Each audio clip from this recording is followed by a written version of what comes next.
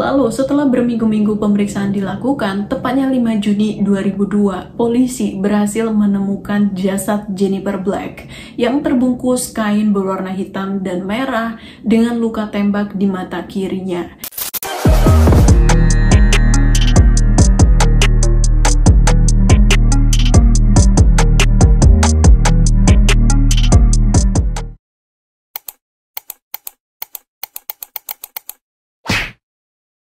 Sebelumnya terima kasih udah klik video ini, dan malam ini kita akan membahas Jennifer Black dan putrinya Abby Black yang dilaporkan hilang tanggal 13 November tahun 2001. Tapi kemudian jasadnya Jennifer ditemukan di tengah tumpukan sampah, sementara Abby sampai sekarang masih jadi misteri. Nah, apa yang sebenarnya terjadi? Kita langsung aja masuk ke pembahasannya. Let's begin. Sekilas tentang Jennifer. Jennifer lahir di Oklahoma. Di sana dia tinggal bareng adik laki-lakinya yang bernama David dan cuma dibesarkan oleh seorang ibu tunggal. Tapi walaupun kehidupan mereka terbilang sederhana, ibunya tuh masih mampu ngasih kehidupan yang layak untuk Jennifer dan adiknya. Lalu setelah menyelesaikan pendidikan SMA-nya, Jennifer menempuh pendidikan studi bisnis di Universitas Nasional San Diego. Nah, di mata teman-temannya, Jennifer perempuan lembut yang taat agama. Karena itulah Jennifer tuh pengen bisa ketemu dan menikah dengan seorang laki-laki yang juga taat agama, yang bisa memimpin dia lebih dekat lagi ke Tuhan. Tepatnya tahun 1988, Jennifer ketemulah sama Michael Black, pria berusia 25 tahun, pilot helikopter Angkatan Laut Amerika Serikat yang ditempatkan di San Diego. Kepribadiannya yang sederhana jadi daya tarik tersendiri buat Jennifer, apalagi mereka punya kesamaan, sama-sama taat agama. Michael juga bukan orang sembarangan, dia berasal dari keluarga terpandang, putra dari salah satu kolonel Angkatan Udara Amerika Serikat. Dari kecil, Michael juga udah termasuk anak yang pinter, baik akademik maupun non-akademik, dia selalu lebih unggul dari teman-temannya yang lain. Karena kepintarannya juga, Michael berhasil dapetin beasiswa untuk menempuh pendidikan teknik nuklir di Georgia Institute of Technology, universitas terkemuka di Amerika. Dan selagi kuliah di sana, Michael juga mendaftarkan diri ke Angkatan Udara Amerika Serikat. Dari sinilah awal perjalanan karir Michael sebelum akhirnya jadi pilot helikopter Angkatan Udara Amerika Serikat, yang kemudian ditempatkan di San Diego. Dan pertemuan yang gak disengaja antara Jennifer dan Michael di acara tersebut jadi awal dari keseriusan hubungan mereka. Tepatnya tahun 1991, setelah lebih kurang 2 tahun menjalin hubungan, mereka memutuskan untuk mengesahkan hubungan mereka dalam sebuah pernikahan. Jennifer menerima lamarannya si Michael. Tapi beberapa tahun setelah pernikahan mereka, tahun 1997, Michael tuh mutusin untuk pensiun dini, memulai karir sebagai engineer dan pindah ke Simpsonville, Carolina. Di kota inilah mereka menyambut kelahiran anak pertama mereka, anak perempuan yang mereka namai Abby Black. Dan Jennifer yang waktu itu lebih fokus ngerawat Abby, juga ngurus rumah, nggak pernah ngeluhin apapun soal pernikahannya. Tapi ada beberapa momen waktu temennya Jennifer main ke rumahnya, Jennifer selalu kelihatan gugup dan panik waktu Michael bakal segera pulang. Dia bakal ngelilingin rumah, mastiin semuanya rapi, tapi Jennifer bilang kalau dia cuma mau suaminya pulang dengan rumah dalam keadaan bersih dan rapi. Dan karena Jennifer nggak pernah ngeluhin apapun soal pernikahannya, temennya nggak terlalu mikirin kekhawatirannya. Lalu, akhir tahun 1999, Michael dapat tawaran kerja sebagai manajer operasi di pabrik manufaktur Grand Junction, Colorado. Di titik ini, sebenarnya Jennifer tuh lebih nyaman dan udah betah banget tinggal di Simpsonville. Tapi, dia tetap setuju untuk pindah ke Grand Junction, Colorado.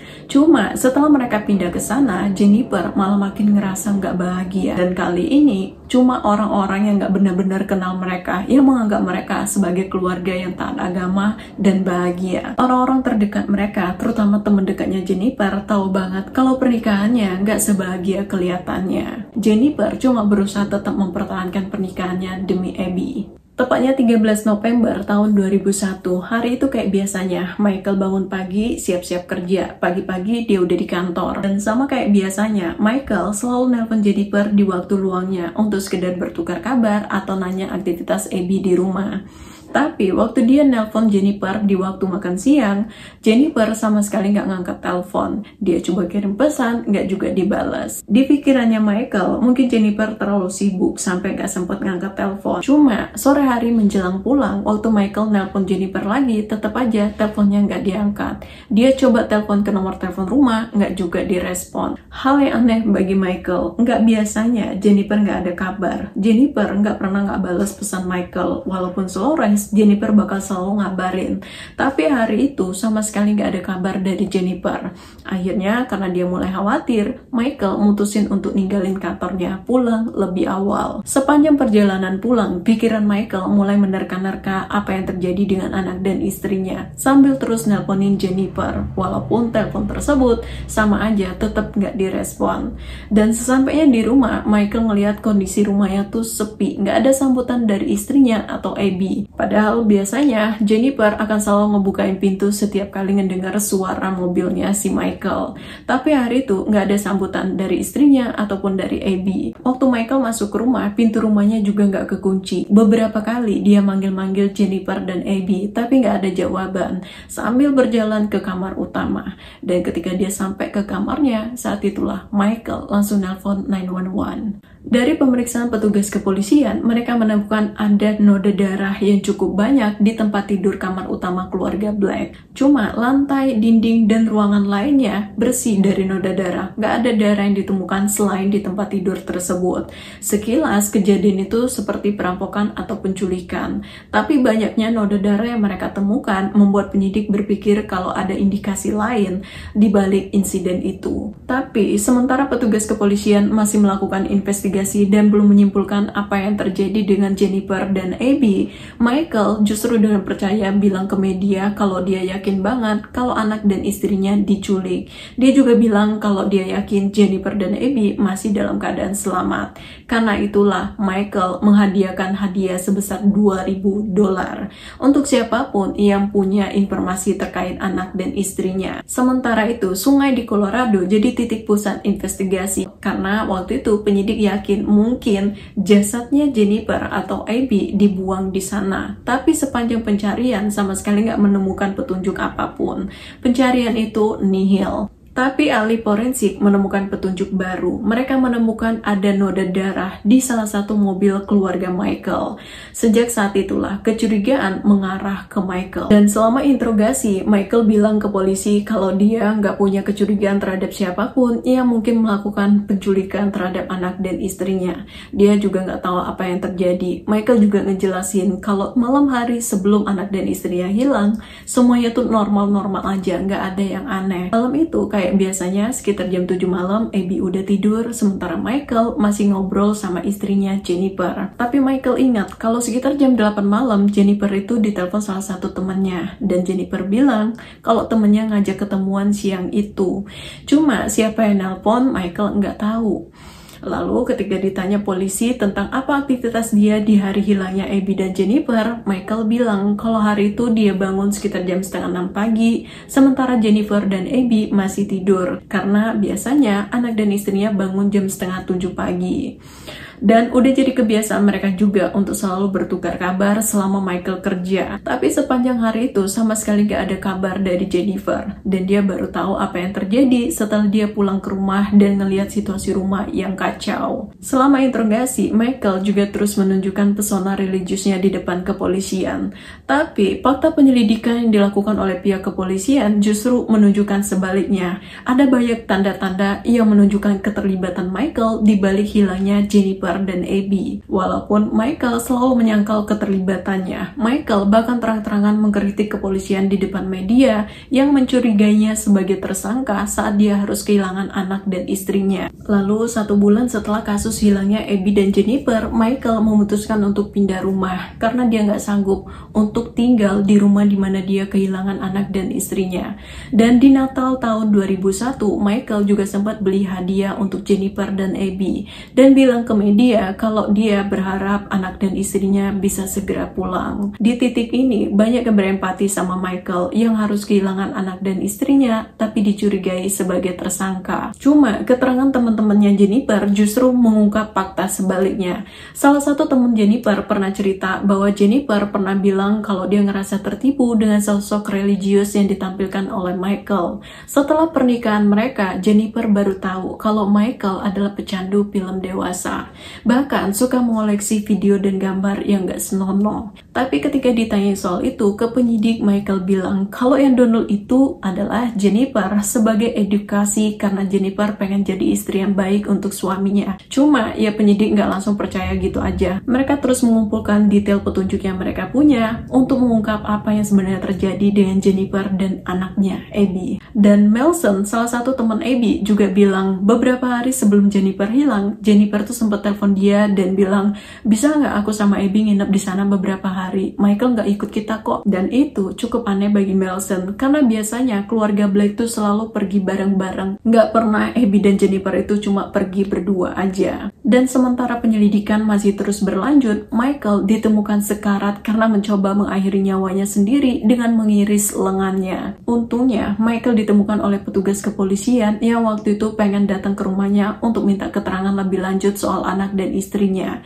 Dan kepada kepolisian, Michael bilang kalau dia ngerasa depresi, tertekan karena kasus hilangnya Jennifer dan Abby belum juga terpecahkan. Sementara itu, kepolisian terus melanjutkan investigasi mereka. Walaupun sampai Januari 2002, mereka belum juga menemukan petunjuk apapun di mana Abby dan juga Jennifer. Tapi April 2002, salah satu temannya Michael menginformasikan kalau di hari hilangnya Jennifer dan Abby, dia sempat ngelihat Michael yang kerja sebagai manajer operasi yang kerjaannya nggak ada hubungannya dengan sampah dan bisa aja minta bantuan karyawan lainnya sampai pakai dongkrak palet membuang 2 kotak berukuran besar ke tempat pembuangan sampah perusahaan. Waktu itu temannya sempat nawarin bantuan, tapi Michael langsung nolak dan bilang kalau dia bisa ngelakuinnya sendiri. Karena keterangan inilah, polisi langsung melakukan pemeriksaan tempat pembuangan sampah perusahaan Michael. Walaupun pemeriksaan tersebut cukup sulit karena harus memeriksa tumpukan sampah yang jumlahnya juga nggak sedikit. Dan ketika kemajuan penyelidikan ini mulai terungkap ke publik, Michael udah nggak muncul-muncul lagi ke media. Diam-diam dia keluar Colorado tanpa ngasih tahu siapapun, bahkan nggak ngabarin kepolisian. Lalu setelah berminggu-minggu pemeriksaan dilakukan, tepatnya 5 Juni 2002, polisi berhasil menemukan jasad Jennifer Blake yang terbungkus kain berwarna hitam dan merah dengan luka tembak di mata kirinya. Dari pemeriksaan jasadnya diketahui bahwa Jennifer dibunuh waktu tidur setelah pihak medis menemukan retainer di mulutnya yang cuma dipakai waktu kita tidur. Dari temuan itulah polisi akhirnya punya alasan kuat untuk melakukan penahanan terhadap Michael Blake. Tapi ketika mereka mendatangi rumah Michael, ternyata Michael udah kabur duluan, ninggalin Colorado. Cuma dari pemeriksaan polisi, mereka mendapatkan informasi bahwa ibunya Michael tinggal di Georgia. Saat itulah mereka yakin Michael mungkin ada di sana dan sembunyi di rumah ibunya. Dan benar aja, Michael ada di rumah ibunya. Dia ditahan dan dibawa ke Colorado untuk mempertanggungjawabkan perbuatannya. Di titik inilah publik dikejutkan dengan fakta kalau pesona religius Michael cuma topeng dibalik kekejamannya. Selama persidangan tahun 2004, walaupun istri pertamanya Michael memberikan kesaksian kalau Michael adalah pria baik-baik yang gak pernah melakukan kekerasan selama mereka menikah, teman-temannya Jennifer justru memberikan kesaksian sebaliknya. Setelah pernikahan mereka, Jennifer merasa ketipu sama tampilan Michael yang kelihatan religius. Selain hobi party, pecandu film dewasa, Michael juga sangat bersahabat dengan alkohol. Dan ini sempat jadi pertengkaran antara Jennifer dan Michael. Gak lama setelah kelahiran Abby, terjadi pertengkaran antara Michael dan Jennifer. Di tengah pertengkaran itu, Jennifer bilang kalau dia gak mau Abby tumbuh besar di lingkungan yang buruk dengan tabiat-tabiat buruknya Michael. Jennifer dengan tegas jelas minta Michael memilih mau berubah atau mengakhiri pernikahan mereka. Dan Michael meyakinkan Jennifer bahwa Abby dan Jennifer adalah segalanya untuknya. Dia janji bakal berubah dan minta kesempatan Jennifer untuk memperbaiki hubungan mereka. Dan Michael yang waktu itu kebetulan dapet tawaran kerja di Colorado, ngajak Jennifer pindah ke sana untuk memperbaiki keretakan rumah tangga mereka. Tapi setelah mereka pindah ke Colorado, Michael makin di luar kendali. Dia mulai mengekang dan memantau semua pergerakan Jennifer. Dan dia juga terus melanjutkan hobi buruknya. Salah satu teman Jennifer bersaksi kalau Jennifer pernah mergokin Michael sering bayar jasa perempuan lain tanpa sepengetahuan Jennifer. Di titik inilah Jennifer bilang kalau dia udah gak bisa lagi mempertahankan pernikahannya sekalipun demi Abby. Karena mempertahankan pernikahannya juga bukan hal yang baik untuk Abby. Walaupun di depan Abby, Jennifer selalu mengalah dan memilih diam saat Michael mulai menggertak dengan nada tinggi. Jennifer selalu berusaha menunjukkan bahwa dia dan Michael adalah orang tua yang baik, menyembunyikan keretakan hubungannya dengan Michael dari Abby. Tapi Michael justru sebaliknya, setiap kali obrolan mereka mulai memanas, dia akan meninggikan suaranya, menggertak meja, bahkan berkata kasar tanpa peduli kalau itu bikin Abby ketakutan. Di luar rumahnya, Michael nunjukin pesona religius seolah dia suami yang baik yang menyayangi anak dan istrinya. Tapi kesaksian tersebut dibantah Michael dan dia mengklaim bahwa hubungannya dengan Jennifer baik-baik aja walaupun ada beberapa masalah yang terjadi di antara mereka. Tapi klaimnya terpatahkan oleh keterangan saksi dari salah satu firma hukum yang menerangkan kalau beberapa hari sebelum Jennifer menghilang, Jennifer sempat datang ke kantornya untuk konsultasi soal perceraian dan seberapa besar kemungkinan dia bisa mendapatkan hak asuh Abby dari Michael. Buku harian Jennifer juga membuktikan kalau dia berada di bawah tekanan dan ancaman. Selain berisi curahan hati Jennifer tentang pernikahannya yang gak baik-baik aja, di dalam buku harian tersebut juga tertulis kalau Michael gak bakal segan-segan nyakitin dia dan Abby kalau mereka berani ninggalin Michael. Dan walaupun gak ada bukti konkret yang membuktikan bahwa Michael lah yang melakukan penembakan terhadap Jennifer, 16 April 2004, juri persidangan memutuskan dan menyatakan bahwa Michael Black dinyatakan bersalah atas pembunuhan terhadap Jennifer Black, istrinya sendiri, dan dijatuhi hukuman seumur hidup tanpa pembebasan bersyarat. Dan menurut analisa penyidik, mungkin udah terjadi pertengkaran antara Michael dan Jennifer tentang kelanjutan pernikahan mereka. Jennifer mungkin udah gak mau lagi mempertahankan pernikahan mereka, dan Michael yang gak pernah mau bercerai udah gak bisa lagi ngendaliin kemarahannya. Abby mungkin dengar pertengkaran tersebut atau ngelihat apa yang terjadi malam itu, sehingga Michael juga melakukan hal yang sama ke putrinya. Tapi sampai putusan persidangan berakhir, Michael nggak pernah mengaku bersalah kalau dia yang udah melakukan penembakan terhadap Jennifer. Tapi putusan persidangan tersebut sempat dibatalin karena salah satu juri yang terpilih dalam persidangan pertama nggak jujur tentang latar belakangnya yang pernah jadi korban KDRT. Sehingga putusan tersebut dianggap mengandung bias pribadi dan gak objektif. Tepatnya tahun 2014, pengacara Michael mengajukan tuntutan untuk melakukan persidangan ulang kasus Michael. Tapi karena beberapa pertimbangan, persidangan ulangnya baru dimulai tanggal 28 Februari 2018. Pengacara Michael memanfaatkan kesempatan ini untuk ngebebasin Michael dari segala tuntutan, terutama kelemahan jaksa yang gak bisa menghadirkan pistol kaliber 22 yang diidentifikasikan sebagai senjata yang digunakan untuk melakukan penembakan terhadap Jennifer. Tapi bagi juri persidangan, bukti jasad Jennifer di tempat sampah perusahaan tempat Michael kerja, juga jejak darah yang ada di salah satu mobil Michael, fakta pemeriksaannya menunjukkan bahwa Jennifer dibunuh saat tidur, didukung dengan keterangan para saksi cukup untuk menyatakan bahwa Michael Black tetap dinyatakan bersalah dan diberi hukuman seperti sebelumnya, hukuman penjara seumur hidup yang harus dijalani tanpa pembebasan bersyarat. Sementara Abby masih jadi misteri sampai sekarang, gak ada yang benar-benar tahu apa yang terjadi dengan Abby. Tapi beberapa orang percaya kalau Michael juga udah ngehabisin nyawa putrinya karena ngelihat kejadian malam itu dan sengaja bungkam untuk ngindarin hukuman mati. Tapi mayat Abby sampai sekarang gak pernah ditemukan. 7 minggu penyaringan 7.000 ton sampah perusahaan di tempat Michael kerja, gak pernah ditemukan jasad Abby. Dan Abby tetap jadi misteri. hari. Tapi terlepas dari semua ini, jangan takut untuk buka suara dan minta pertolongan kalau berada di bawah tekanan dan ancaman. Yang pertama bisa menolong kita adalah diri kita sendiri. Dan terima kasih udah nemenin bahas kasus Jennifer Black sampai selesai. Jangan lupa like kalau kamu suka pembahasan seperti ini, subscribe juga yo. Sampai ketemu Sabtu ya, bye-bye.